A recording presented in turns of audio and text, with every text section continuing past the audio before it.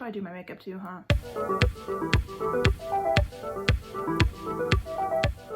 Hi guys, welcome back to my channel. If you're new to my channel, my name is Michelle and I do all things makeup related. In today's video, I am doing a book look, which is something I do on my channel where I do a summary and review of a book while I do my makeup.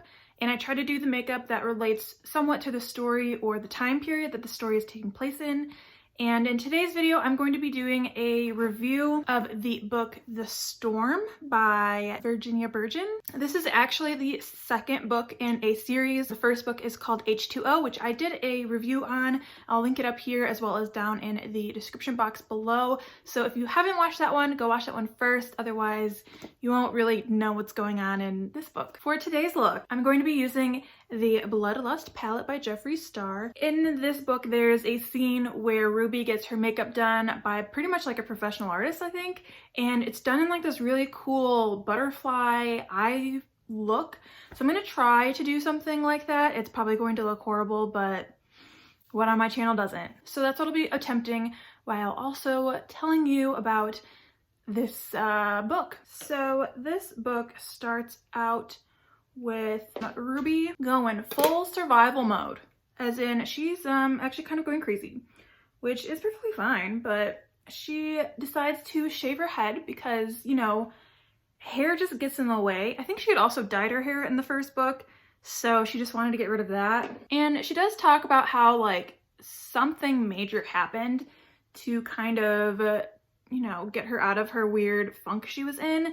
And she crashed and totaled a Ferrari. So yeah, not really sure what the point of putting that in the book was, but that's fine. We're just gonna go along with it. Yeah, so she like bangs herself up really bad, starts hallucinating a little bit, passes out on a hill, and then goes and grabs a tractor and then drives the tractor back to her hometown and then walks to her home and then passes out there as well, which we find out later. She actually ended up being in a coma for like a month or two, which not sure how she actually survived because she didn't have like an IV or anything. So yeah, not sure about that, but it's what happened in the book. So she wakes up from this coma that she didn't know was a coma. She thought she just was like taking a nap. She wakes up and she hears the like town bell ringing, which only rings if someone is like physically pulling on the string for the bell. So she knows that someone is in the town and she's really not sure if it's gonna be someone who's good or someone who's bad, someone who's gonna want to like kill her or whatever, if it's like a trap. But she decides that she's going to go check it out anyway because they may be in need and she is a nice person. So she goes and checks it out, and who is it other than Saskia, who, if you remember from the first book, was basically her high school rival and like the queen bee and everything, who was at the military base with Darius. So she's now not there and in the town. So Ruby and Saskia kind of catch up, go back to Ruby's house, which is a pigsty and smells. And she kind of had a plan to go find her dad, but she never really like implemented it very well. So Saskia kind of encourages her to get like a certain map going and figure out where she could find her dad. So they go on this adventure to go find her dad. But on their way, they pass by this mansion that has a pink limo in front of it. And this pink limo actually showed up in the first book, and I just forgot to mention it because I didn't think it was important. But turns out now it is. This pink limo has like these really super cool party kids in it. Ruby goes and tells Saskia, hey, let's like stay with these people for a while. Like, I know them. They'll help us out. They're really cool. So they go in there and it's full on like party mode. They're handing out champagne glasses. There's kids running around. Everyone's wearing costumes. And there's a DJ and all this stuff. And it's like, what the heck is happening in this house during this apocalypse? Like, I don't understand. So this is kind of where Ruby figures out that she has actually kind of been in a coma for a while. And so she is just trying to dance the night away and have a great time. And she meets this person named Grace, and Grace is pregnant. I don't know how old she is, I can't remember. So she meets Grace there and they're dancing and have a great time. The whole time Saskia, yeah, is having her own like fun, but she's also trying to get Ruby's attention to tell her something, and Ruby's just like ignoring her, just trying to have a fun time. So Ruby goes off with this Grace person and gets her makeup done, kind of like how I'm trying to do it. She says that Czar is the like main person of this house. He owns it, or like his parents owned it, and he just has this philosophy that everyone should die. I don't know. So he like is having the time of his life during this thing where everybody is just dying from the rain. So he seems to be a pretty dangerous character. But Grace is like really thankful for him and thankful that he is letting her stay there with him, but she's not like fully initiated yet. So she tries to kind of warn Ruby too, saying like, he's kind of crazy, but you know, he's also helping me, so I can't really say too much bad about him. So then they kind of fell asleep in Grace's room. They wake up in the morning to the sound of gunfire, and that kind of scares Ruby. She's like, oh my gosh, who's here shooting? Who's trying to kill us? Turns out it's Czar and his little buddies, and they like to shoot stray dogs. Ones that kind of wander into the yard. So that's what they're doing, and Ruby gets really upset by that, so she goes and tries to save the dogs, trying to like tell the people to stay off, like don't kill these dogs. While she's out there, Saskia kind of realizes how stupid Ruby's being, so she goes to try to save Ruby and ends up tripping and kind of landing, like one of her feet lands into a fountain in the backyard. And immediately everybody's like frozen and stops what they're doing because yeah, that's not healthy water. So Saskia immediately starts screaming like at the top of her lungs, cut it off, because apparently that helps. You know, she was hanging out with the military, so I think she kind of knows what she's talking about. And so yeah, they do. Gross. They just kind of like leave her there, and clearly she's bleeding out, and Ruby seems to be the only one who cares. So she goes and grabs an ice cream truck that, of course, this like crazy party house has. So she grabs that and takes Saskia back to the military base. Saskia's kind of coming in and out and kind of knows where Ruby's taking her, and she's kind of screaming like, do not take me back there, like I would much rather die, like don't take me back.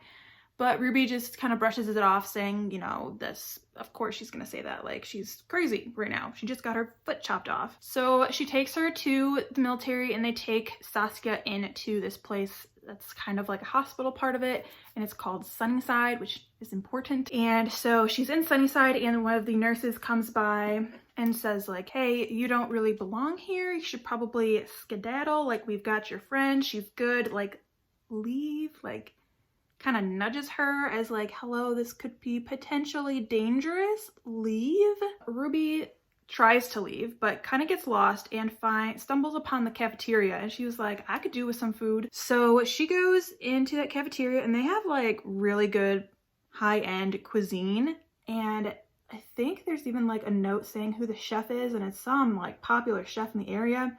So she's like, dang, these people are living rich. So of course she grabs enough food for herself, and while she's eating, she actually bumps into Darius Spratt. Oh, her good old friend Darius. He is there. He's really excited to see her. She's excited to see him, and like he knows she's not really supposed to be there, so he takes her in and lets her stay with him.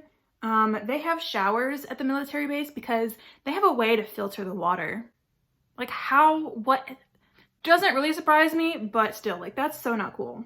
And I know it's only fiction, but I could totally see that happening in real life. So she stays the night with Darius. Nothing happens. So the next morning comes, and Darius says he has to go to work, and he is a number cruncher, whatever that means. He doesn't know what the numbers are. He just crunches them. So Ruby decides that she's going to find out what happened to Saskia and see if Saskia is okay. So ooh, that doesn't look too bad. She walks out into the courtyard where she kind of thinks that the hospital place is going to be. While she's hanging out with Darius, he tells her that Saskia kind of figured out a rumor and believes in this rumor that the people in the military base are experimenting on people and trying to find a cure by experimenting on not only people but kids, and are probably killing kids to get to this so-called cure that they're looking for. So when Ruby's looking for Saskia, she ends up back at Sunnyside and she hears all of these like kids laughing. She goes, "Ooh, that's so bad." She goes to check it out. Sure enough, it's Sunnyside and all of those kids, oh my god, they're so bad. All of the kids in there are missing like limbs or fingers or something. Makes it clear to her that they are indeed experimenting on kids. So she goes up and asks one of the nurses, "Where's my friend? You know, I brought her in yesterday. I see all these kids are in here. Where's Saskia?" And they keep telling her to leave and leave and leave. She doesn't, so they're finally like, "Okay, your friend didn't make it. She's dead. Goodbye." And she can't believe it. She's kind of like, "You guys killed her, didn't you? You used her as a test subject." So she gets pretty mad about that and starts realizing that those kids were obviously the ones being experimented on, and she gets really angry. So she tries to grab the kids, but they're obviously scared of her because she looks kind of like this, but you know, with more bruises and scars from being in a car crash and then a coma. So she's kind of freaking out, and you know, she's just realizing that yeah, these people are experimenting on kids, they're killing kids. So she goes and leaves outside the door. As she does so, she does not realize that it has indeed been raining outside. So she is now standing in a downpour, which, you know, clearly means she's going to die. So she starts walking around freaking out like, "Oh my god, this is it. I'm dead. I'm dying." She actually sees Darius through like a window or something in a hallway, and she goes up to him and just like says goodbye to him like, "I know I'm gonna die, like stay strong. Get out of here. They're killing kids." So she's waiting for, you know, this painful death to come upon her, and it doesn't. After the rain stops, she's fine. She's perfectly fine. And so the military people grab her, obviously, and bring her in for, you guessed it, testing. And so they hook her up to like all these things. They give her a TV, like they're giving her the all-star treatment. They also have this like psychiatrist with her, kind of tries to figure out who she is, where she came from, who else might be immune to it. And obviously she doesn't give away like too much information, but they did say that they took a DNA sample from her mom, meaning that they went into her house and took a DNA sample from her mom's dead, probably rotted body. And at one point she kind of wakes up and hears these doctors in the room kind of yelling and arguing about something, and it's whether or not this is a phage. So what they do is they take the poisoned water and they pour it on her arm and they catch it in a little like bin.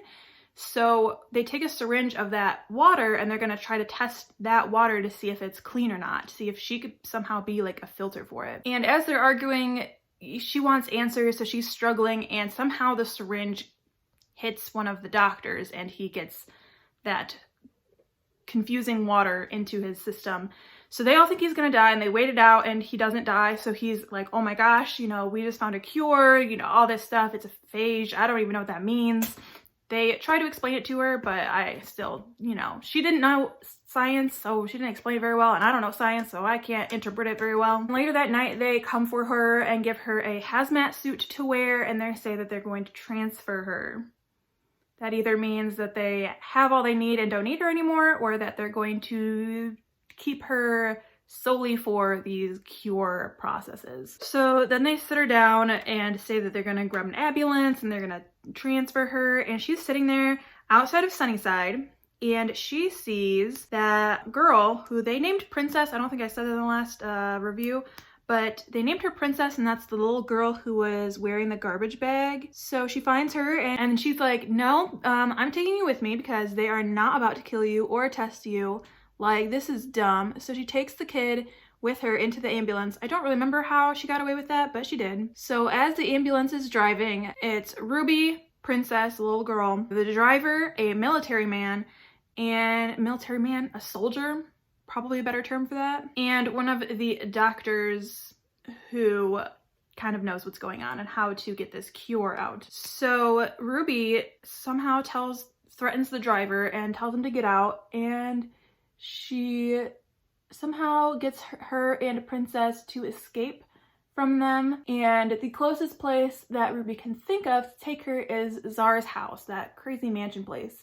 Because in her mind, she's like, "Oh, that place has kids. Like, I can easily just dump this girl there and she'll be fine, right? So they show up at Zara's house and there's something a little bit off.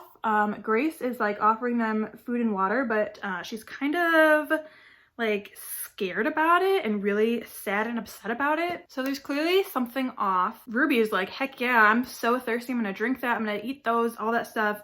The princess doesn't take any. She's not really a princess, but that's just what they call her. So the little girl doesn't take any, and eventually you find out that Grace was serving that as her initiation ceremony, meaning that that water was bad water and she was trying to poison whoever was coming into the house. She did not realize, obviously, that that person was going to be Ruby. They all start kind of freaking out, like, why is Ruby not dying? So Ruby obviously has to come forward and has to say, you know, I'm immune, and they're finding a cure. And yeah, so because Zara is a sadist and wants everyone to die, and I don't understand why, that rhymed, but he decides the next morning that he's going to try to kill her. Why not? He doesn't want a cure to be found. He doesn't want a cure to go out, so he is going to kill her. So that next morning, the princess and Ruby run away and they run into this museum, but Zara is able to follow them there and realizes what they're doing, so he decides to burn down the museum and with them in it and leave. Ruby tries to get her and the princess out of there, and they do get out. They do survive. It just, you know, takes a while. They do find a car and they take that car to Ruby's grandma's house. When they get to Ruby's grandma's house, her grandma's not there, but there is a man there with a gun and he's asking, who are you? What do you want here? And she says, I'm just trying to find my dad. He definitely came here. This is where my grandma lives. So the dude takes her and the princess back to his house where there's like a whole community living there. And they say, yeah, we know where your dad is. Like, we can take you there, but just know that his way of living is questionable. So she goes to find her dad, and there is her dad, his new girlfriend, and her stepbrother. So they all get reacquainted, having a good time. Her dad doesn't cook well and is, yeah, kind of crazy. So yeah, they're there and she thinks that they might be safe, but maybe it's probably best that they do go find somewhere else to stay. But while she is there, who shows up other than Darius? What? So he thinks that she is dead and he decided he was going to go find her dad for her just to see if he was alive and then to tell him that Ruby is dead. But obviously Ruby's not dead. So she has to tell him that she is immune to the disease in the water. So she wants to do that like a little more private than, you know, in front of her dad. So they leave and they say they're only gonna be gone for an hour. They're gone for like 3 or something. But they head back because they hear a helicopter. And they hear it land at that like neighborhood house thing where that guy with the gun was. And they hear shooting, so they're really scared. They know that they're gonna find out where Ruby's dad is and where she was. And so she and Darius are driving back, and on their way back, they see the helicopter reach the house, and she gets out of the car and didn't like turn off the car or put it in park, so it's now rolling into a river, and Darius is still in the car, and for some reason he didn't realize what was happening and didn't get out. So he is now submerged in water. So Ruby's like, oh my god, I just killed him. Like, my family's over there getting killed, because she can hear like shots. She can see the lights at the house and all that stuff from the helicopter. So she's freaking out. So she dives in trying to get Darius out of the car, but she's swept away by the current. And she does see Darius's head pop out of the water and realize that, oh, he actually is alive. So he gets out and starts waving down the helicopter, and the helicopter picks him up and leaves. So Ruby is now, first of all, trying to get out of this current, very confused, and I don't really know what else she's feeling. So she goes to the house and just to see if her dad is still there, seeing if he's alive, seeing if they took them. And what she finds is Princess sitting outside in the rain, also fine, and crying. And Princess points to some bushes, and there is her stepbrother dead because he ran out after Princess to try to save her. But the water got him, but not her, because for some reason she's immune too. And then her dad and his girlfriend had left to go find Ruby and Darius because they were gone longer than an hour. So now Ruby is dead set on finding Darius, saving him from the military. So she takes Princess to that neighborhood place and drops her off there. and they say, oh, like, we're leaving tomorrow, like, we're not staying here, we've already lost someone from that helicopter. They do take on Princess, but they say that they're going to Spain? They're going to Spain, so that's where they can find them if they survive. So now Ruby is driving to this military base. It's Ruby though, so she has to stop for a shopping spree first. Just don't understand this girl. But then she gets to the military base and there's actually a bunch of cars waiting outside of it, honking and all this stuff. It's currently raining, so no one's out of their cars, but it's clearly Czar and his crew who have found out about this cure. So there's this whole like uprising kind of thing going on. But Ruby can walk in the rain, so she walks out there and the military grabs her and takes her to that testing facility where they were going to transfer her in the first place. And there she finds Darius and that like doctor dude that was also being transferred. And the doctor dude somehow found a way to put this phage into some system that would go into like the water system of the city and area and cure it all. I don't really know exactly how that happened or what exactly the science is of it. It didn't really explain it either. It's story magic. So this uprising is happening, people are breaking in, and Ruby figures out that she has to go and hit that button to save the planet. So that's what she does, and she and Darius escape, go to Spain, are reunited with the princess, whose name is that she did actually speak too. She said one word to Ruby and it was Preeti. My name is Preeti. Yeah, this one was a lot more eventful than the last book. This one had quite a bit in it. I liked this book better than the last one just because the writing style was a bit different. This one felt more survival mode-y rather than let's go buy makeup and clothes and not figure out how to survive. So yeah, that was my summary and review of this book. This is the butterfly look I created. Don't think it went very well, but whatever. So yeah, the book for next month is going to be Chosen Ones by Veronica Roth, who is the author of the Divergent series. So I'm really excited to read this book. So that's all I have for you today, and I will see you in the next one. I